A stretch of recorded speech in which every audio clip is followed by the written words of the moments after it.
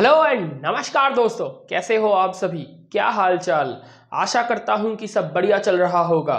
मैं हूं अर्पण चैटर्जी, आप सभी के दोस्त एंड होस्ट। स्वागत करता हूं आप सभी को आप सभी के प्यारे चैनल केमिस्ट्रियंस असेंबल में। और आज हम क्लास 11 की जो इक्विलिब्रियम था, उस इक्विलिब्रियम की रिएक्शन क्वोशेंट वाला लेक्चर आप लोगों के सामने प्रस्तुत कर रहे हैं। तो बहुत बहुत ध्यान सुनना मेरे दोस्तों। रिएक्शन क्वोशेंट क्या है? अगर रिएक्शन क्वोशेंट जानना है तो सबसे पहले ये वाला ग्राफ को एक बार अपने कॉपी में एक बार छापो। इस तरफ कंसंट्रेशन को लो, ऑर्डिनेट बराबर कंसंट्रेशन को लो, एब्सिसा बराबर टाइम को लो।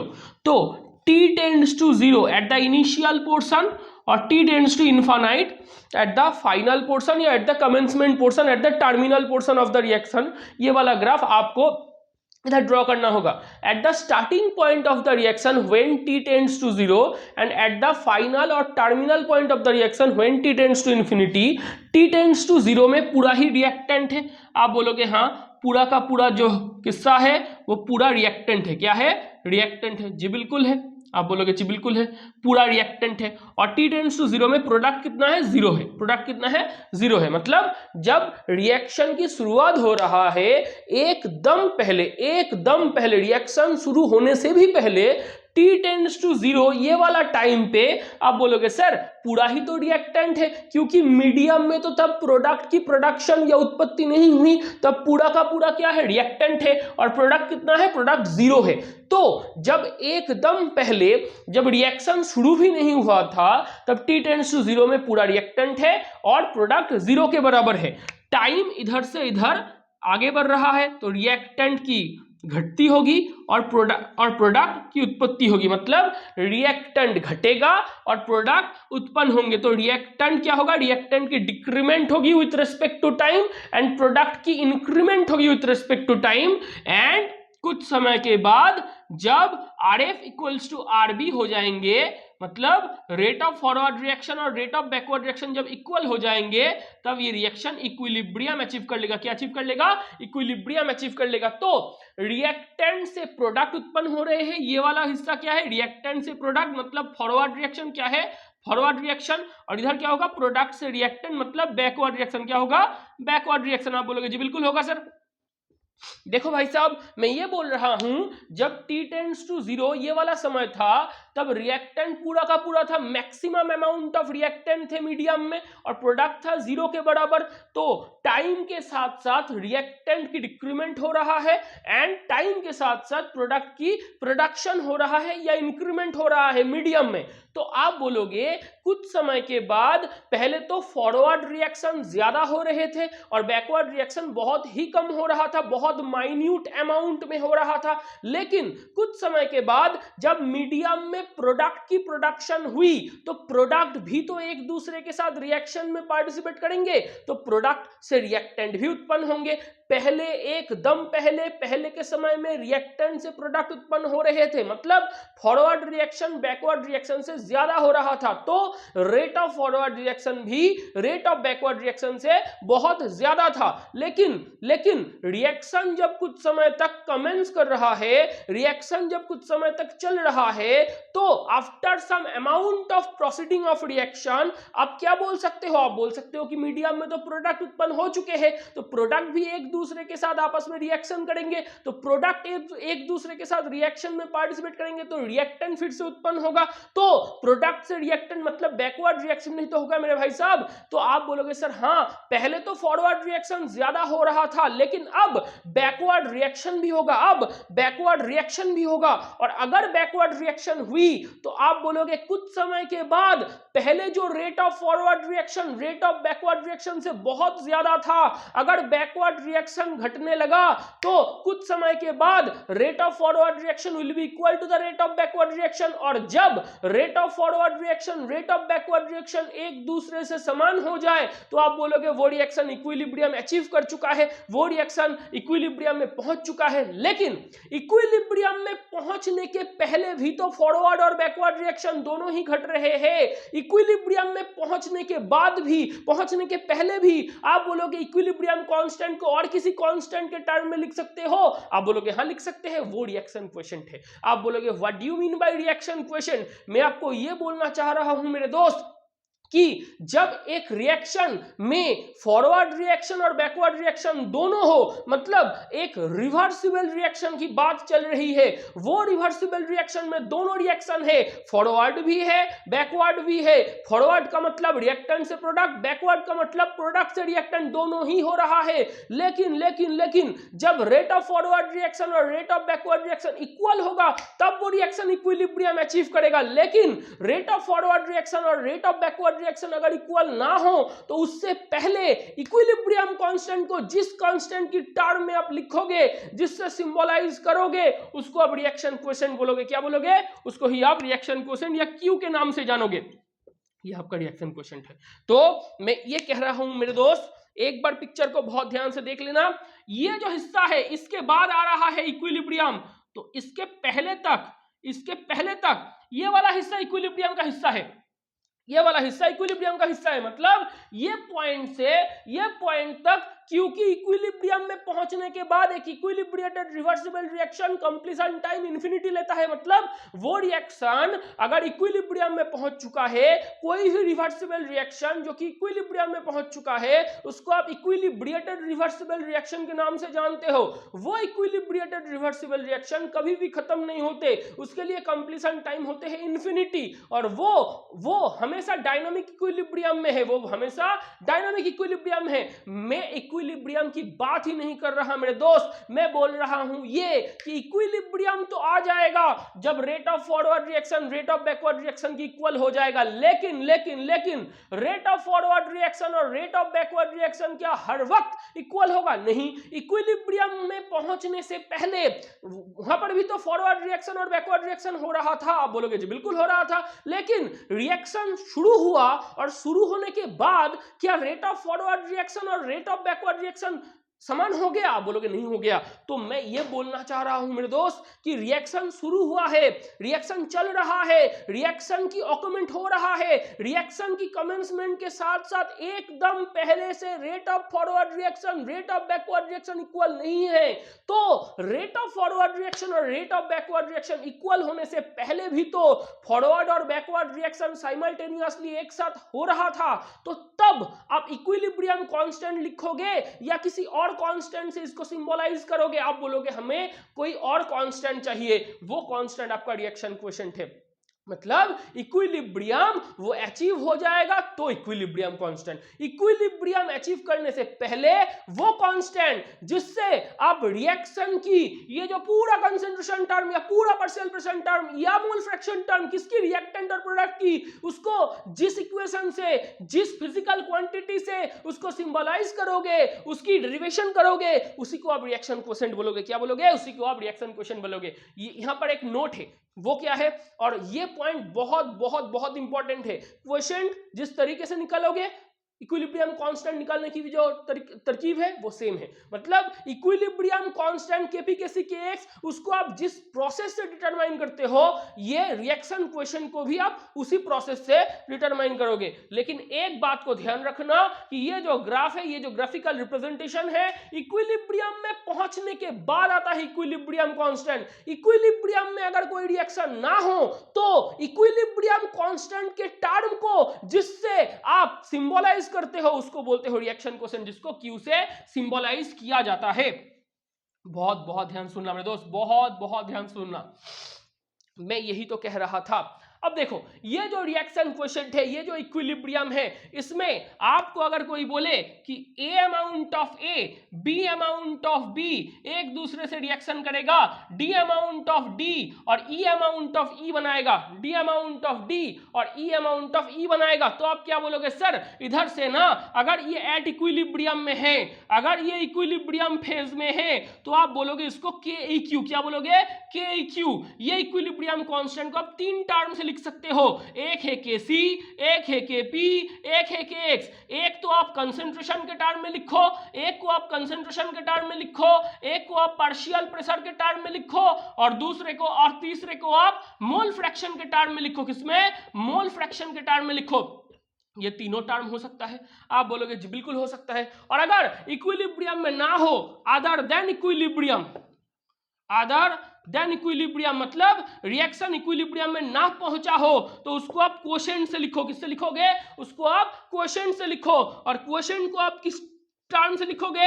एक है QC, एक है QP, एक है QX, एक है QC, एक है QP, एक है QX। QC क्या है? कंसंट्रेशन। QP क्या है? Partial pressure. QX क्या है? Mole fraction. QX क्या है? Mole fraction, sorry, partial pressure और मोल फ्रैक्शन।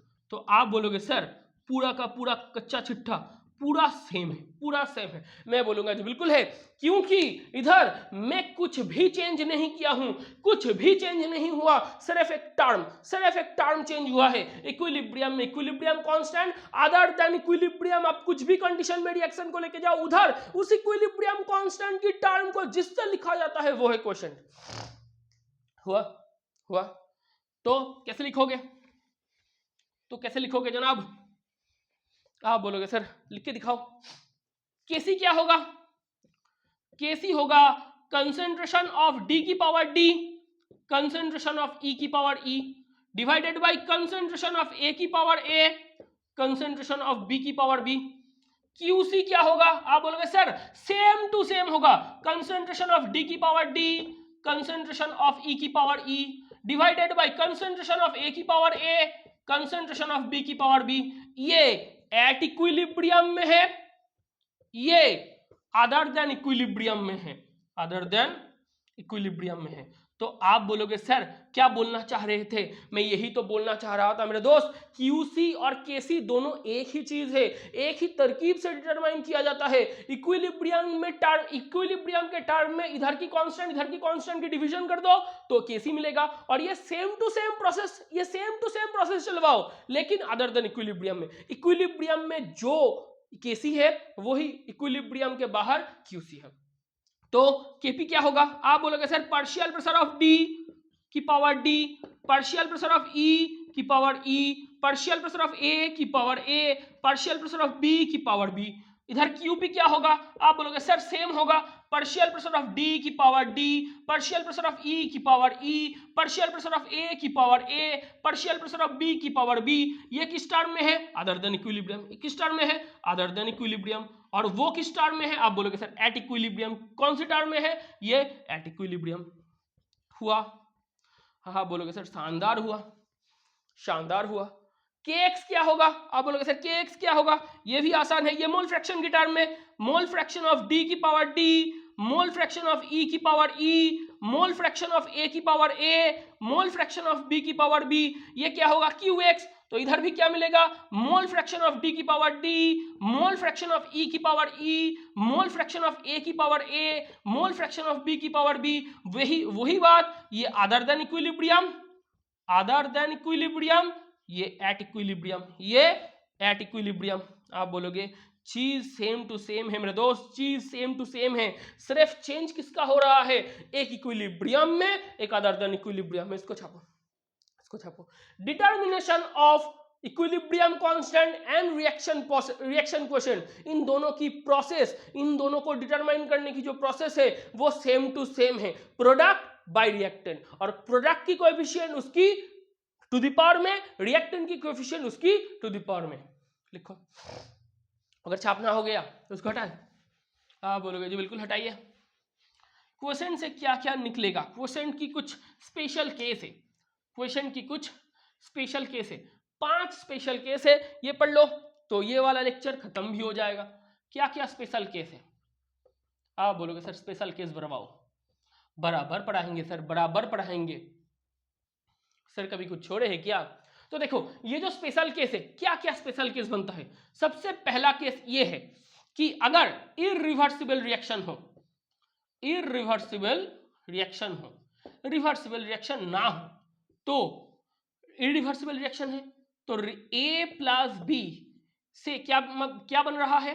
A की पावर A, B से बन रहा है D और E। और भी आसान कर दे तो रिएक्टेंट से प्रोडक्ट बन रहा है। क्या बन रहा है? रिएक्टेंट से प्रोडक्ट बन रहा है। आप बोलोगे जी बिल्कुल बन रहा है। तो QC क्या होगा मेरे दोस्त? QC क्या होगा मेरे दोस्त? मैं इक्विलिब्रियम के बाहर की बात कर रहा हूं, other than equilibrium, other than equilibrium. और सबसे जनरल टर्म कौन सी है? कंसंट्रेशन की, इसलिए क्यूसी की बात को मैंने छेड़ा है। तो क्यूसी क्या होगा? आप बोलोगे sir concentration of product divided by concentration of reactant. सब कुछ छोड़ दो, कुछ लिखने की आवश्यकता नहीं है, कुछ लिखने की आवश्यकता नहीं है, सिर्फ देखो। और अगर इस तरीके से लिखोगे तो कंसंट्रेशन ऑफ डी की power D, concentration of E की power E divided by concentration of A की power A into concentration of B की पावर बी। आपको कुछ जो भी लिखना है वो लिखो, मैं इस तरीके से इसको निकालूंगा। तो क्यूसी क्या होगा? Concentration of product divided by concentration of reactant. बहुत ध्यान सुनना, अगर इरिवर्सिबल रिएक्शन हो तो रिएक्टेंट से प्रोडक्ट तो बनेगा, तो फॉरवर्ड रिएक्शन तो होगा, बराबर होगा, लेकिन क्या प्रोडक्ट से रिएक्टेंट फिर से बनेगा? आप बोलोगे नहीं बनेगा सर, रिवर्स में रिएक्शन कभी नहीं आएगा।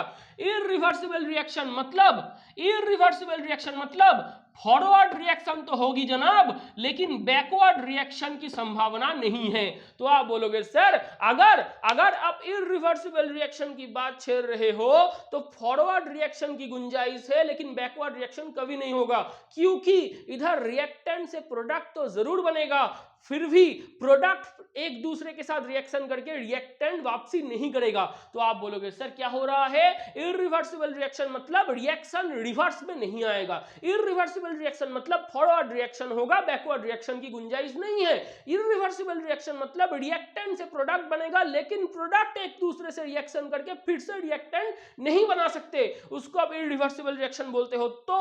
तो एक समय के बाद जब वो रिएक्शन खत्म होगा, जब वो रिएक्शन की कंप्लीशन टाइम आएगी, तो प्रोडक्ट की कंसंट्रेशन क्या बनेगा? आप बोलोगे सर इधर में बहुत प्रोडक्ट बन रहा है, रिएक्टेंट हो जा रहा है जीरो, मतलब एक रिएक्शन घट रहा है, एक रिएक्शन चल रहा है। तो आप बोलोगे जो रिएक्शन चल रहा है उसमें जो इरिवर्सिबल रिएक्शन है उसमें रिएक्टेंट पूरा रिएक्शन कर रहा है और पूरा का पूरा प्रोडक्ट उत्पन्न हो रहे हैं, तो मीडियम में सब कुछ प्रोडक्ट है, रिएक्टेंट की कंसंट्रेशन कितनी? आप बोलोगे सर रिएक्टेंट की कंसंट्रेशन तो जीरो। तो कंसंट्रेशन ऑफ रिएक्टेंट ये क्या होगा? Tends to zero after completion of reaction, क्योंकि इरिवर्सिबल रिएक्शन तो कंप्लीट हो सकते हैं, रिवर्सिबल रिएक्शन कंप्लीट नहीं हो सकते। अगर रिवर्सिबल रिएक्शन इक्विलिब्रियम अचीव कर चुका है तो वो कंप्लीट नहीं हो सकते, नेवर कंप्लीटेड वो रिएक्शन, वो उसके लिए इनफाइनाइट कंप्लीशन टाइम लगता है। लेकिन इरिवर्सिबल रिएक्शन तो खत्म होते हैं ना मेरे दोस्त। अगर इरिवर्सिबल रिएक्शन खत्म हुए तो रिएक्टेंट तो खत्म हो जाएंगे ना, पूरा का पूरा तो रिएक्टेंट प्रोडक्ट उत्पन्न कर चुका है। तो रिएक्टेंट अगर खत्म हो गया तो रिएक्टेंट की कंसंट्रेशन अभी कितना बड़ा है? आप बोलोगे सर जीरो। तो रिएक्टेंट की कंसंट्रेशन कितना है? जीरो। तो डिनोमिनेटर में क्या बैठाओगे? जीरो। तो क्यूसी क्या होगा? इन्फिनिटी। क्यूसी क्या होगा? इन्फिनिटी। तो क्यूसी इन्फिनिटी कब होता है? इरिवर्सिबल रिएक्शन अगर कंप्लीशन हो जाए, इरिवर्सिबल रिएक्शन अगर कंप्लीशन हो जाए तो रिएक्टेंट की कंसंट्रेशन भाई साहब जीरो हो जाएगा। रिएक्टेंट की कंसंट्रेशन जीरो हो गई तो क्यूसी की जो इक्वेशन है उसमें डिनोमिनेटर में रिएक्टेंट बैठते हैं तो डिनोमिनेटर जीरो हो जाएगा, तो क्यूसी की actual value tends to infinity बन जाएगा। तो ये पहला वाला केस है, बहुत इंपॉर्टेंट था। दूसरा देखो केस नंबर 1 स्पेशल केस में यहां पर क्यूसी हुआ इन्फिनिटी। अब देखो दूसरा केस क्या बनेगा? ओपन सिस्टम ले रहे हो, क्या सिस्टम? ओपन सिस्टम, और गैसियस प्रोडक्ट उत्पन्न हो रहे हैं, गैसियस प्रोडक्ट उत्पन्न हो रहे हैं, गैसियस प्रोडक्ट की प्रोडक्शन हो रहे हैं। तो आप बोलोगे सर अगर गैसियस प्रोडक्ट उत्पन्न हुए तो भाई साहब गैसियस प्रोडक्ट क्या मीडियम में बैठेंगे? गैसियस प्रोडक्ट को क्या आप मीडियम में बैठा सकते हो? आप बोलोगे नहीं भाई साहब, गैसियस प्रोडक्ट उत्पन्न होंगे तो मीडियम से वो गायब हो जाएंगे, वो हवा हो जाएंगे देखते देखते। अगर गैसियस प्रोडक्ट हवा हो गए तो प्रोडक्ट की कंसंट्रेशन क्या बनेगी? आप बोलोगे भाई साहब जीरो। तो देखो क्या बन रहा है, रिएक्टेंट से हो रहा है प्रोडक्ट। ओपन सिस्टम में ओपन सिस्टम में क्या रिएक्शन होता है? आप बोलोगे सर ओपन सिस्टम में तो इरिवर्सिबल रिएक्शन होता है, क्योंकि ओपन सिस्टम तो रिवर्सिबल रिएक्शन की परमिशन नहीं देगा। तो रिवर्सिबल रिएक्शन की एक बहुत बढ़िया कंडीशन क्या थी? क्लोज सिस्टम लाना पड़ता था। तो रिएक्टेंट से आपका हो रहा है प्रोडक्ट, रिएक्टेंट से आपका हो रहा है प्रोडक्ट, और प्रोडक्ट है ओपन सिस्टम में। कौन से सिस्टम में? ओपन सिस्टम में। तो और वो क्या है? वो है गैसियस। वो क्या है? वो है गैस। तो वो क्या होंगे? वो इवोल्यूशन कर जाएंगे, वो इवोल्यूट कर जाएंगे, वो बाहर चले जाएंगे, वो इवोल्यूट कर जाएंगे। तो आप बोलोगे सर रिएक्टेंट से प्रोडक्ट की उत्पत्ति तो हो रही थी, लेकिन ओपन सिस्टम में प्रोडक्ट अगर गैस हो तो वो इवोल्यूट करके बाहर चले जाएगा। तो कंसेंट्रेशन ऑफ प्रोडक्ट क्या होगा? आप बोलोगे सर कंसेंट्रेशन ऑफ प्रोडक्ट तो जीरो बन जाएगा। तो इधर से क्यूसी क्या होता था? क्यूसी होता था concentration of product divided by concentration of reactant. Concentration of product divided by concentration of reactant. अगर प्रोडक्ट की कंसेंट्रेशन जीरो हो गई तो क्यूसी भी तो जीरो हो जाएगा। तो क्यूसी टेंड्स टू जीरो, ये क्यूसी की जीरो होने की शर्त है। तो पहला वाला क्यूसी इंफिनिटी था, इधर क्यूसी जीरो बन रहा है, इधर क्यूसी जीरो बन रहा है। लेकिन कभी भी इक्वल टू मत लगाना, उधर टेंड्स टू लगवाना, क्योंकि आप लोग लिमिट पढ़ चुके हो। ये पूरा जीरो कभी नहीं होता, ये जीरो तक चल रहा है। ये जो प्रोसेस है ये जीरो को अप्रोच कर रहा है, जीरो हुआ नहीं है। दोनों केस हुए। अब तीसरा वाला हिस्से को देखो, ये इंपॉर्टेंट है। अगर क्यूसी से केसी ज्यादा बड़ा हो जाए तो क्या होगा? तीसरा पॉइंट स्पेशल केस है। क्यूसी से केसी ज्यादा बड़ा हो जाए तो क्या होगा? पहले तो ये बोलो क्यूसी क्या है? रिएक्शन अदर देन इक्विलिब्रियम, मतलब एक रिएक्शन जो इक्विलिब्रियम में नहीं पहुंचा है। एक रिएक्शन, उसके लिए हम इक्विलिब्रियम कांस्टेंट को कब निकालेंगे? जब वो रिएक्शन इक्विलिब्रियम में पहुंच जाएगा। और वो रिएक्शन अगर इक्विलिब्रियम में ना पहुंचे तो उसके लिए क्या कांस्टेंट निकालोगे? उसी को आप बोलते हो रिएक्शन क्वोशिएंट, उसी को आप बोलते हो रिएक्शन क्वोशिएंट। कॉन्सेंट्रेशन के टर्म में निकालोगे तो इक्विलिब्रियम कांस्टेंट को बोलोगे केसी, और रिएक्शन क्वोशिएंट के बोलोगे क्यूसी। क्या बोलोगे? क्यूसी। तो आप बोलोगे सर क्यूसी से केसी ज्यादा बड़ा है। तो एक रिएक्शन इक्विलिब्रियम में नहीं है तो वो किस में है? रिएक्शन क्वोशिएंट में है। कंसंट्रेशन के टर्म में लिख रहे हो तो क्यूसी। अब बोलो एक रिएक्शन कहां तक जाने की गुंजाइश रखता है? एक रिएक्शन की दिल ही ख्वाहिश क्या है? वो कहां तक जाने की कोशिश करेगा? इक्विलिब्रियम कांस्टेंट तक। तो एक लाइन ड्रॉ करो, क्यूसी इधर है, क्यूसी से केसी आगे है, क्योंकि क्यूसी से केसी ज्यादा बड़ा है। इधर क्या लिखा है? क्यूसी से केसी बड़ा है। तो क्यूसी से केसी अगर ग्रेटर वैल्यू दिखाने लग गए तो क्यूसी छोटा है, केसी बड़ा है। तो रिएक्शन कहां पर था? क्यूसी में। जाने की कोशिश कहां तक करेंगे? केसी तक। कहां तक? केसी तक। बहुत ध्यान सुनना मेरे दोस्त, एक रिएक्शन कहां पर है? आप बोलोगे सर एक रिएक्शन तो क्वोशिएंट में है। एक रिएक्शन कहां पर रहते हैं? क्वोशिएंट में। तो ये रिएक्शन कहां पर सिचुएटेड है? क्यूसी में। जाने की गुंजाइश कहां तक है? केसी तक, क्योंकि एक रिएक्शन की दिल ही ख्वाहिश क्या है? वो कहां तक की सफर करना चाहते हैं? इक्विलिब्रियम तक। कहां तक की? इक्विलिब्रियम तक। तो रिएक्शन क्वोशिएंट से वैल्यू कहां तक जाएगा?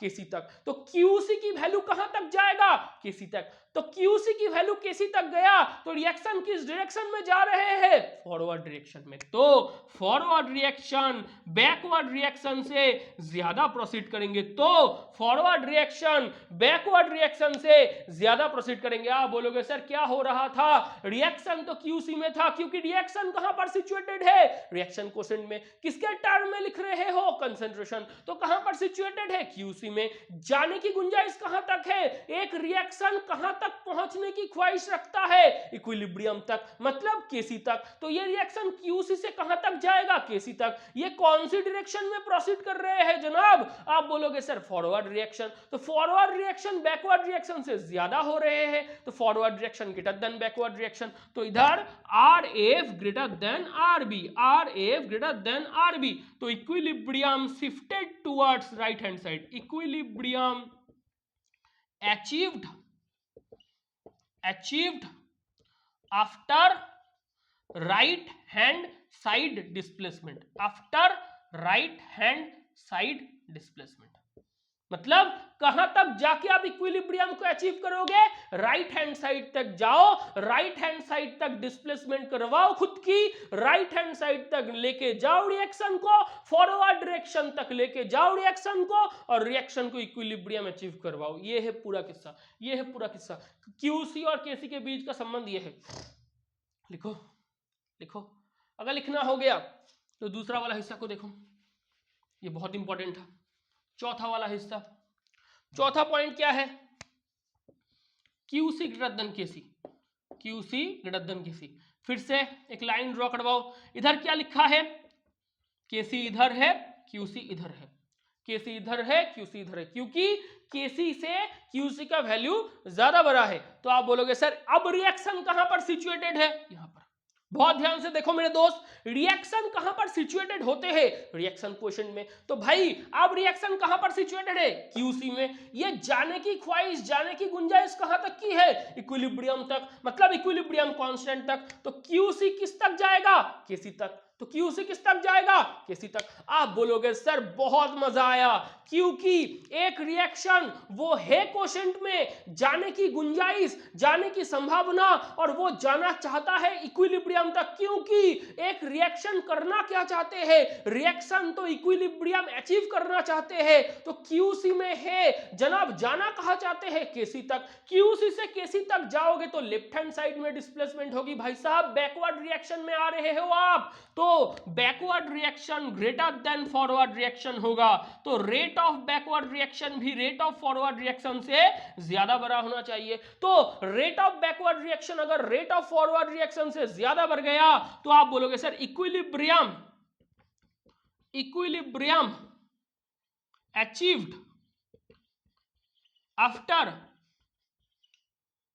LHS displacement, left hand side displacement. मतलब इक्विलिब्रियम कहां तक शिफ्ट हुए, लेफ्ट हैंड साइड तक। तो आपको अगर क्यूसी को केसी तक, आपको क्यूसी को केसी तक लेके जाना है, क्योंकि रिएक्शन सिचुएटेड है क्यूसी में, रिएक्शन जाना चाहता है केसी तक, तो क्यूसी को केसी तक लेके जाओ। अब उसमें क्यूसी को केसी तक लेके जाने के लिए फॉरवर्ड रिएक्शन ज्यादा हुआ था, इधर बैकवर्ड रिएक्शन हो रहे हैं। तो ये चीज है, तो ये चीज है। और एक केस है, और एक केस है, क्या होगा, आप बोलोगे सर आसान है, क्या ही होगा, अगर क्यूसी और केसी इक्वल हो जाए, अगर क्यूसी और केसी इक्वल हो जाए तो क्या होगा जनाब, आप बोलोगे सर यही तो चाह रहे थे हम, यही तो चाह रहे थे आप कि क्यूसी और केसी हमारे दो नन्ना सा मुन्ना सा दोस्त एक हो जाए, मतलब ये दोनों सबमर्ज कर गए, ये दोनों एक दूसरे के ऊपर ओवरलैप कर गए। तो क्या होगा मेरे दोस्त, अगर क्यूसी और केसी